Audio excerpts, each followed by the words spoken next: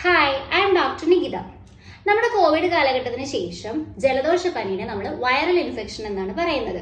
ഇതിന്റെ ലക്ഷണങ്ങൾ നമുക്ക് എല്ലാവർക്കും അറിയാവുന്നതാണ്. തൊണ്ടവേദന, തലവേദന, മേലും കയ്യും വേദന, മൂക്കിൽ നിന്ന് വരിക, പനി, ഒപ്പം ചിലപ്പോൾ ചുമ ഉണ്ടായിരിക്കും. ആ ചുമ എന്ന് പറയുന്നത് ഇതുപോലെ ഒന്നോ രണ്ടോ ചുമയായിരിക്കും.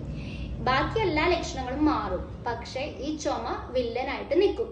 ഈ ചുമേനെയാണ് നമ്മൾ പോസ്റ്റ് വൈറൽ കഫ് എന്ന് പറയുന്നത്. ഇത് 2 മുതൽ 3 ആഴ്ച വരെ നീണ്ടു നിൽക്കാം. നമ്മുടെ ഡേ ടു ഡേ ലൈഫ് ആക്ടിവിറ്റീസിനെ തടസ്സപ്പെടുത്തുകയും ചെയ്യും.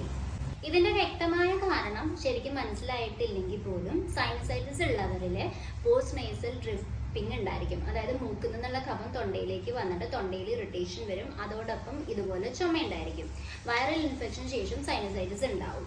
അതുപോലെ തന്നെ അലർജി, ആസ്മ, ഇവരിലെല്ലാവരും ഈ വൈറൽ ഇൻഫെക്ഷൻ ശേഷം ഇവയെല്ലാം കൂടും. അപ്പോഴും ഇതുപോലെ വരണ്ട ചുമ പോലെ ഉണ്ടായിരിക്കും. അതുപോലെ തന്നെ ഗ്യാസ്ട്രൈറ്റിസ് ഉള്ളവർക്ക് വൈറൽ ഇൻഫെക്ഷന് ശേഷം അത് കൂടും. അപ്പൊ ഗ്യാസ്ട്രിക് റിഫ്ലക്സ് വരും. അപ്പോഴും ഇതുപോലെ ഡ്രൈ കഫ് ഉണ്ടാവും. ഈ ചുമയെ എങ്ങനെ കൺട്രോൾ ചെയ്യാം എന്ന് ചോദിച്ചാല് ചെയ്യാൻ പറ്റാവുന്ന കുറച്ച് കാര്യങ്ങളിൽ ഒന്ന് മാസ്ക് ധരിക്കുക. പിന്നെ പൊല്യൂഷൻ ഉള്ള ഏരിയയിലേക്ക് പോകുന്നത് പരമാവധി ഒഴിവാക്കുക.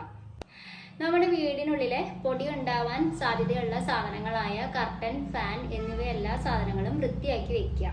അതുപോലെ വളർത്തുമൃഗങ്ങൾ ഉണ്ടെങ്കിൽ അവരുടെ അടുത്തേക്ക് പോകുന്നത് കഴിവതും ഒഴിവാക്കുക. ബിക്കോസ് അതൊരു ട്രിഗറിങ് ഫാക്ടറാണ് ചുമയ്ക്ക്. ഇവയെല്ലാം ഒഴിവാക്കുന്നതിനോടൊപ്പം തന്നെ നമ്മൾ വീട്ടിൽ ചെയ്യേണ്ട കാര്യമാണ് ഗാർഗിൾ ചെയ്യുക, ചൂടുവെള്ളം കുടിക്കുക, ആവി പിടിക്കുക. ഈ പറഞ്ഞ പോസ്റ്റ് വൈറൽ കഫിന് ഹോമിയോപ്പതി മെഡിസിൻസും നിങ്ങൾക്ക് കഴിക്കാവുന്നതാണ്.